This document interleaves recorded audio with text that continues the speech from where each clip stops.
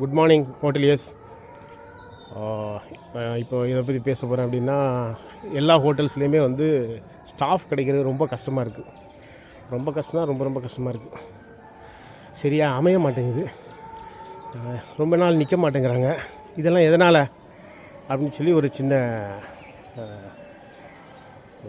Idea என்னென்னா, hotel வேலைக்கு எல்லோரும் ஆசையாக தான் வராங்க. அப்போலோ ஆகட்டும், அமிர்தா இன்ஸ்டியூட் ஆகட்டும், எல்லாருமே அட்வர்டைஸ்மெண்ட் பண்ணும்போது 1 லட்சம் 2 லட்சம் அப்படின்றாங்க. கப்பலில் வேலைன்றாங்க, 5 ஸ்டார் ஹோட்டலில் வேலைன்றாங்க. ஸோ இதை பார்த்து ஆசையில் தான் எல்லோரும் சம்பாதிக்கணுன்ட்டு வராங்க. ஆனால் வந்த பிறகு என்ன ஆகுதுன்னா, படித்து முடிச்சுட்டு வந்தவுடனே அப்ரெண்டிஸ் வேலை.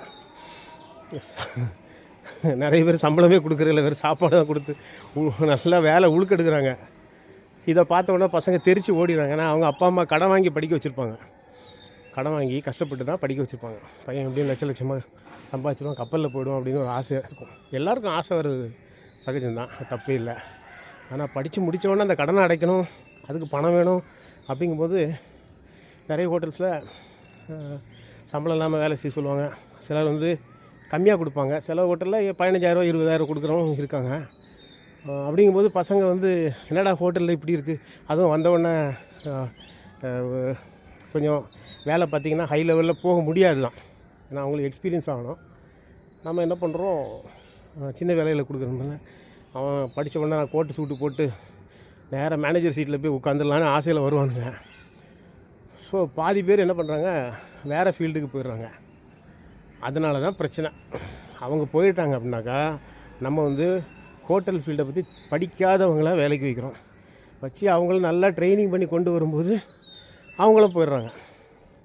ஸோ இதுக்கு என்ன வழி அப்படின்னா, புதுசாக எடுக்கிறவங்களுக்கு ஒரு 3 மாதம் வேலை செய்ய வச்சு அவங்களுடைய திறமையை பார்த்து கொஞ்சம் நல்லா போஸ்டிங் கொடுத்து வச்சுக்கலாம். இன்னொன்று கொஞ்சம் சம்பளம், கொஞ்சம் நல்ல சம்பளம் கொடுத்தோம் அப்படின்னாக்கா நம்மளை விட்டு போகாமல் இருப்பாங்க. இது என்னுடைய ஐடியா. நான் நிறைய ஹோட்டல்ஸுக்கு சப்ளை பண்ணுறேன். 23 வருஷமாக சப்ளை பண்ணுறேன். எல்லா ஹோட்டலும் இந்த பிரச்சனை இருக்குது. அதுக்கான ஒரு சின்ன என்னுடைய தீர்வாக தான் சொல்கிறேன். யாரும் கோவிச்சிக்க வேண்டாம், என்னடா இவன் பாட்டுக்கு சொல்கிறேன் அப்படின்ட்டு. நல்லதானே வச்சா எடுத்துக்கோங்க, எல்லாம் டெலீட் பண்ணுங்க. தேங்க்யூ.